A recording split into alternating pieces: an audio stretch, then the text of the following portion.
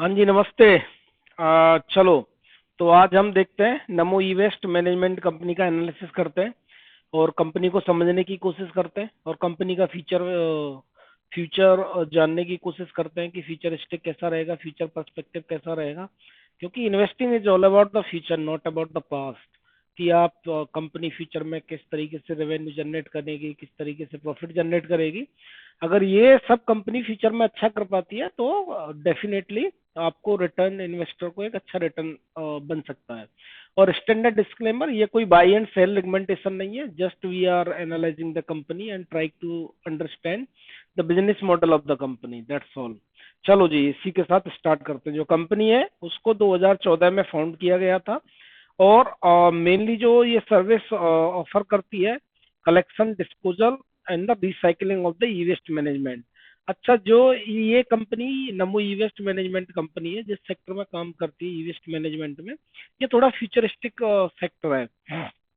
जैसे कि आजकल तीन चार सेक्टर की बड़ी अच्छी थीम चल रही है, चाहे वो ग्रीन एनर्जी हो, चाहे वो डेटा सेंटर वाली थीम हो, चाहे वो ये ई वेस्ट मैनेजमेंट वाली थीम हो, चाहे वो कोई और भी हो। तो ये आजकल थीम काफी हॉट थीम चल रही है इस टाइम पर।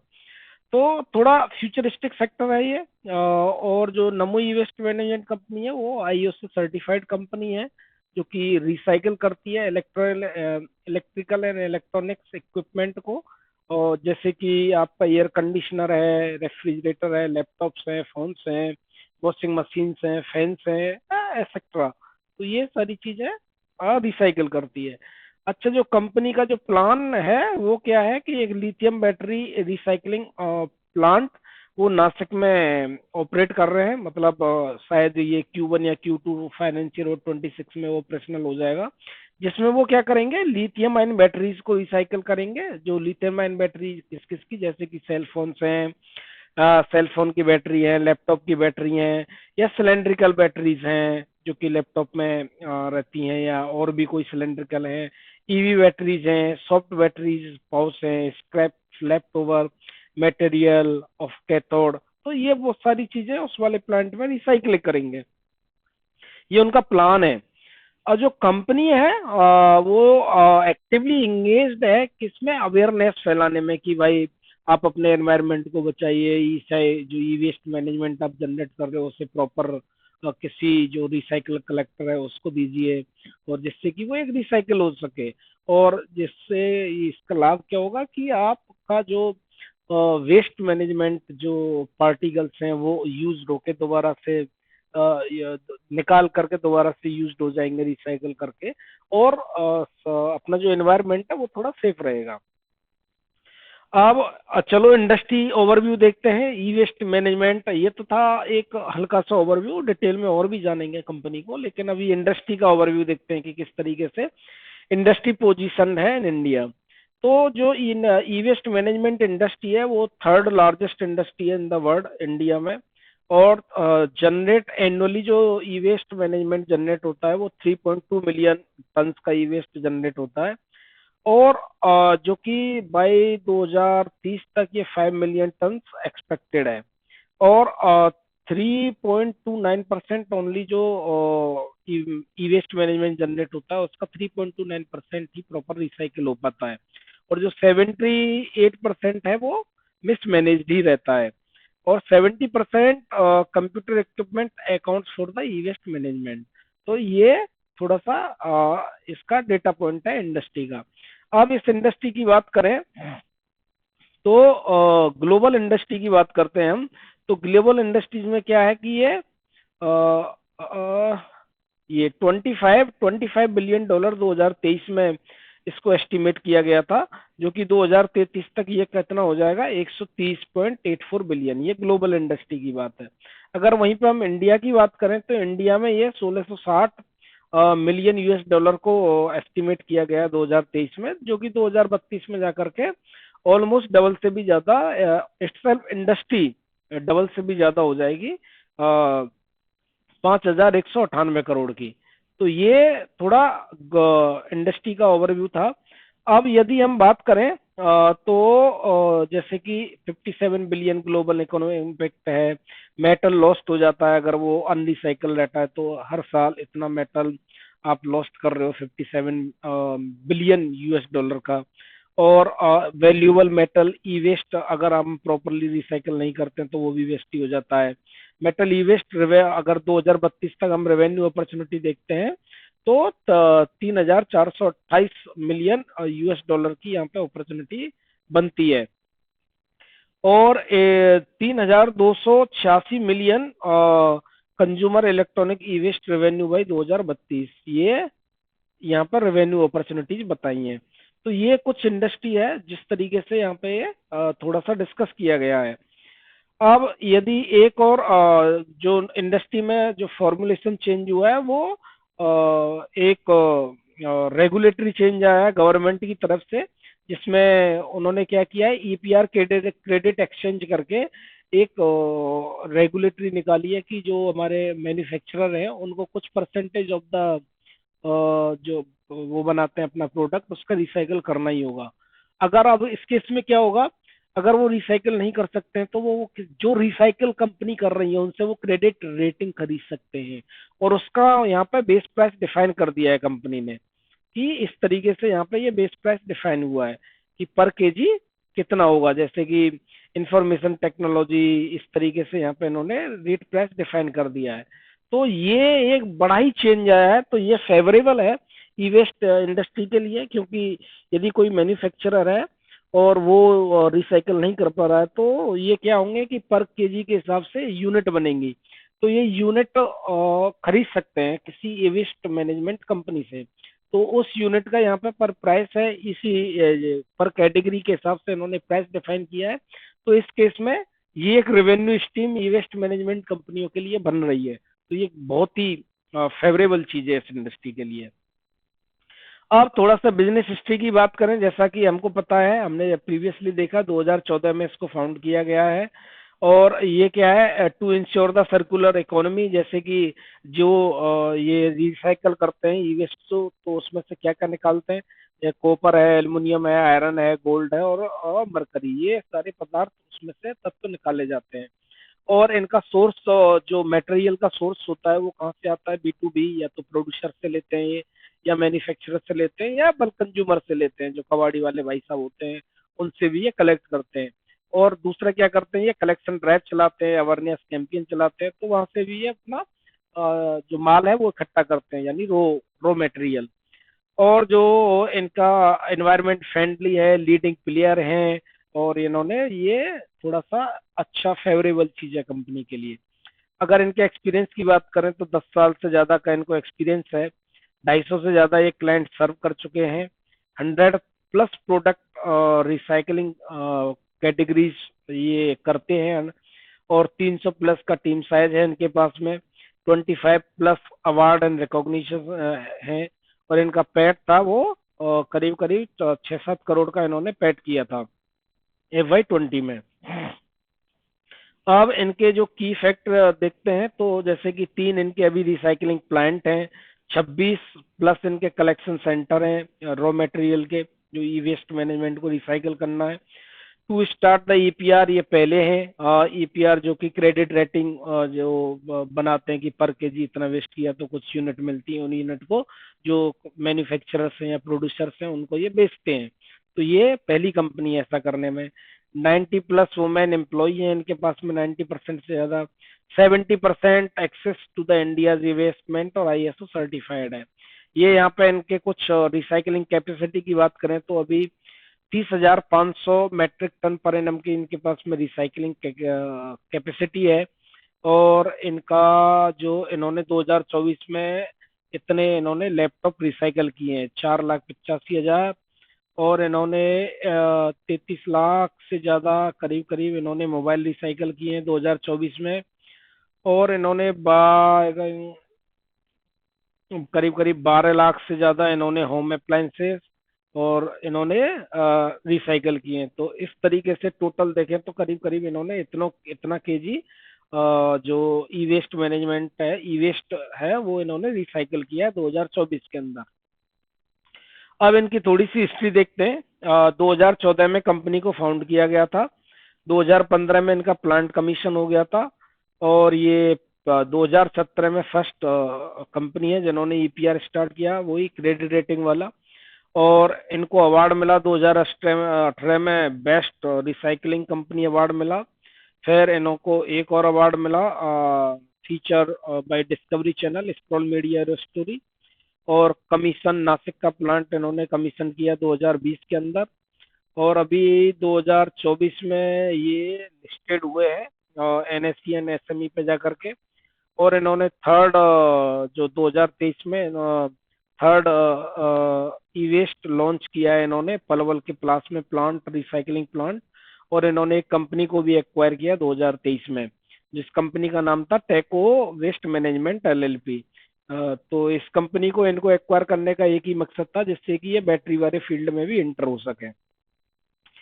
अब इनकी टोटल जो करंट कैपेसिटी है वो 30,500 मेट्रिक टन की इनकी करंट कैपेसिटी है।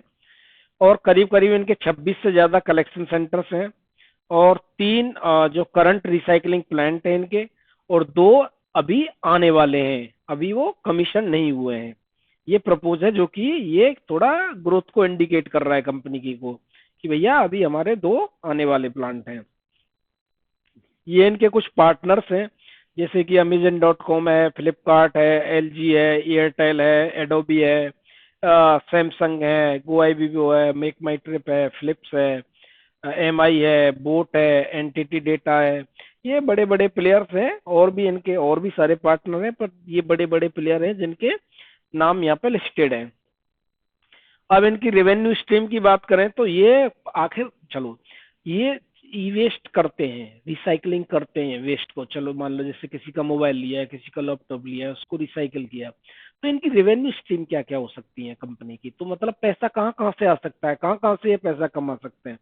तो उसके लिए ये क्या करते हैं, 3 इनकी रेवेन्यू स्ट्रीम है। पहली है ई वेस्ट रिसाइकलिंग से, दूसरी है रिफर्बिशमेंट से, मतलब जो नवीनीकरण करके, और चौथी है ईपीआर से, जो कंसल्टिंग एक्सटेंडेड प्रोड्यूसर रेस्पॉन्सिबिलिटी, जो कि रेटिंग वाली जो नई स्ट्रीम निकल के आई है। अब चलो वन बाय वन देखते हैं सबको। अच्छा, ई वेस्ट रिसाइकलिंग से क्या करते हैं कि मान लो आप पहले जो वेस्ट है वो कलेक्ट किया, कलेक्ट करने पर इन्होंने क्या किया, उसमें से जो मटेरियल है जैसे कि कॉपर है, एल्यूमिनियम है, आयरन है, प्लास्टिक है, जिंक है या ब्रेसेस है, जो भी है, उसको उसमें से निकाला। और निकाल करके उसको क्या करेंगे, बेचेंगे। और बेचने से जो पैसा आएगा वो इनका रेवेन्यू बनता है। अच्छा, अब वो जब ये कलेक्ट करने जाते हैं आपकी उस चीज को, तो क्या करते हैं, पहले उसको डैमेज करेंगे, मतलब उसको फॉर्मेट करेंगे भाई एडवांस टेक्नोलॉजी, जिससे कि आपको डेटा सिक्योरिटी मिले, कि आपका डेटा लीक ना हो। और जो कि सेफ एंड डिस्पोजेबल, जो कि इनका जो उसमें से हानिकारक जो तत्व निकलेंगे उनको सही तरीके से ये डिस्पोज करेंगे। और secure handling of the IT equipment, और उसको अच्छे तरीके से आपके डेटा लीक ना हो, फॉर्मेट करके फिर उसे हानिकारक तत्वों को अच्छे से डिस्पोज करेंगे। और जो इनको मटेरियल जिंक ये मिलेगा उसको बेच करके ये पैसे कमाएंगे। और इन्होंने जो कंपनी है इनको एक्वायर किया था, जैसा कि हम ऑलरेडी डिस्कस चुके हैं, जो कि लिथियम आयन बैटरी को रिसाइकलिंग के लिए ये यूज करेंगे। अच्छा, ये 2024 में देखें तो करीब करीब 36% से इनका year on year revenue growth आई है। Toxic material management, resources conservation of the carbon footprint, ये जो टॉक्सिक हैं, जो हानिकारक तत्व हैं, उनको ये डिस्पोज कर देंगे। तो ये पहली रेवेन्यू स्ट्रीम हुई। अब दूसरी रेवेन्यू स्ट्रीम की तरफ चलते हैं। तो दूसरी रेवेन्यू स्ट्रीम क्या है कि रिफर्बिशमेंट। रिफर्बिशमेंट में क्या करेंगे ये, जो कि आपका डैमेज और functional and satisfactory condition through the testing repairing and cleaning. अब जो आपका मान लो लैपटॉप इन्होंने कलेक्ट किया, या कुछ और रिसाइकलिंग वो ई आइटम आपका कलेक्ट किया, तो ये क्या करेंगे, उससे पहले टेस्ट करेंगे, फिर उससे रिपेयर करेंगे, रिपेयर करके उससे क्लीन करेंगे, क्लीन करके वो चल जाता है तो वो क्या करेंगे, उससे एज ए सेकेंडरी मार्केट में जाकर के बेच देंगे और उससे पैसा निकालेंगे। तो इसके लिए इनके पास में क्या है, इन हाउस टीम है ये सब करने के लिए। कंपोनेंट रिप्लेसमेंट है, सॉफ्टवेयर अपग्रेड्स हैं, क्वालिटी टेस्टिंग है, प्रोफेशनल क्लीनिंग है। तो ये सारे ये वो स्टेप करेंगे। अगर इन स्टेप को करने से वो चल पड़ता है तो वहां पे वो जाकर के फिर वो बेच के अपना पैसा कमा लेंगे। अब इस केस में इनके कितना ग्रोथ आया है FY20 में ईयर ऑन ईयर, तो 137% का इस वाले वर्टिकल में ग्रोथ आया है। ये दूसरी स्टीम है पैसा निकालने की इनकी। अच्छा, तीसरी स्टीम क्या है इनकी पैसा की, कि वही कि भैया हमको 1 केजी, मान लो हमने मटेरियल है, इसको हमने वेस्ट मतलब रिसाइकल किया है, तो उसकी कुछ यूनिट बनेंगी। उस यूनिट को जा करके वो जो प्रोड्यूसर है, जो मैन्युफैक्चरर है, उसको जा करके देंगे, और दे करके उससे पैसा लेंगे मैन्युफैक्चरर से, और वो यूनिट उसको क्रेडिट हो जाएंगी। तो ये इनकी तीसरी रेवेन्यू स्ट्रीम है, जिसमें ये कलेक्ट करते हैं, रिसाइकल करते हैं, देन जो हजारडियस है, हानिकारक तत्व है, उनको डिस्पोज कर देते हैं। जिसमें कि कंप्लायंस ऑडिटिंग है, सर्विसेज रिपोर्टिंग है, रिटर्न फाइलिंग है, और awareness of the e waste management है। तो ये इनकी 3 रेवेन्यू स्ट्रीम है। I hope it's clear. अब इनके कुछ centre and state of the art देखते हैं। तो Q2 FY26 में ये एक्सपेक्ट कर रहे हैं कि 56,500 मेट्रिक टन की इनकी कैपेसिटी हो जाएगी, जो कि करंट में कितना है, 30,000 कुछ मेट्रिक टन की इनकी कैपेसिटी है करंट की। तो करीब करीब 26,000 मेट्रिक टन न्यू कैपेसिटी इनकी एडिशन हो जाएगी। तो ये एक ग्रोथ को दर्शाता है कंपनी में, कि कैपेसिटी सेट डबल हो रही है इनकी। तो फिर ये अच्छा साइन है। अच्छा, एक इनका जो मैन्युफैक्चरिंग फैसिलिटी है वो फरीदाबाद में है, जो कि 5200 मेट्रिक टन की कैपेसिटी है। और दूसरा इनका स्टोरेज एंड डिसमेंटलिंग यूनिट है पलवल हरियाणा में, जो कि करीब करीब 16,000 मेट्रिक टन की पर एनम की इनकी कैपेसिटी है। और मैन्युफैक्चरिंग फैसिलिटी नासिक महाराष्ट्र में है, वहाँ पे इनकी करीब करीब 9,300 मेट्रिक टन पर एनम की फैसिलिटी है। अच्छा, अब इनको क्या है कि जो न्यू प्लांट आने वाला है लिथियम आयन बैटरी वाला रिसाइकलिंग का, वो उसकी लोकेशन नासिक में है, जहाँ पे इनको 2.5 एकड़ जमीन अलॉट हुई है। और वहाँ पे जो प्रपोज कैपेसिटी है वो करीब करीब 11,000 मेट्रिक टन की कैपेसिटी है। और वो जो ऑपरेशनल होने वाला है, ये एक्सपेक्ट किया जा रहा है कि Q1 FY26 में वो ऑपरेशनल हो जाएगा।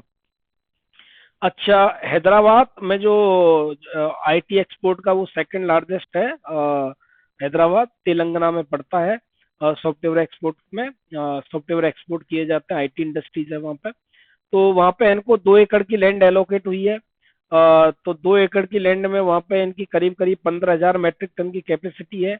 और वो जो ऑपरेशनल होने की बात की जा रही है, वो Q2 26 में ये ऑपरेशनल होने की बात की जा रही है। तो ये इनके 2 प्लांट हैं जो नेक्स्ट फाइनेंशियल ईयर में आने वाले हैं FY26 में। तो अभी चलो आगे देखते हैं। अब मैनेजमेंट की बात करें तो मैनेजमेंट मिस्टर अक्षय जैन है, जो कि इनको 10 साल से ज़्यादा का एक्सपीरियंस है। और ये कोर फाउंडिंग टीम के मेंबर हैं। और इन्होंने जो एमए किया था वो लंदन से business from university of Greenwich से इन्होंने एमए किया है। और जो मिस्टर चीफ एग्जीक्यूटिव ऑफिसर हैं, 35 साल से ज़्यादा का इनको एक्सपीरियंस है, संजीव कुमार श्रीवास्तव जी। और ये होल टाइम डायरेक्टर हैं, जिनको 5 साल से ज्यादा का एक्सपीरियंस है। और भी हैं बाकी डायरेक्टर यहाँ पे लिस्टेड है नीचे। You can pose the video and read it out.